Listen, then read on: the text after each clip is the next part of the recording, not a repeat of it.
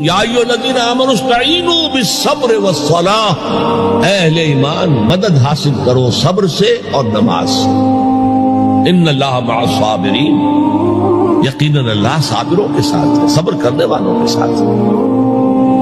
ولا تقولوا لمن يقتل في سبيل الله اموات، کبھی نہ کہنا اس کو جو اللہ کی راہ میں قتل ہو جائے کہ وہ مردہ ہے۔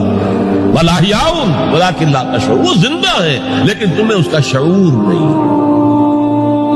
وَلَنَبْلُوَنَّكُمْ، اور ہم تمہیں لازماً آزمائیں گے، بِشَيْءٍ مِّنَ الْخَوْفِ وَالْجُوعِ وَنَقْصٍ مِّنَ الْأَمْوَالِ وَالْأَنفُسِ وَالثَّمَرَاتِ، خوف سے آزمائیں گے، بھوک سے آزمائیں گے، فاقے آئیں گے، اور جان اور مال اور ثمرات کا ضیاع ہوگا، نقصان ہوگا۔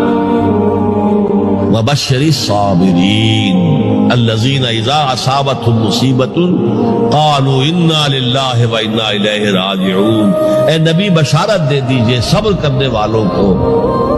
صبر کرنے والے کون؟ جب ان پر کوئی مصیبت آئے، کوئی تکلیف آئے، کوئی آزمائش آئے۔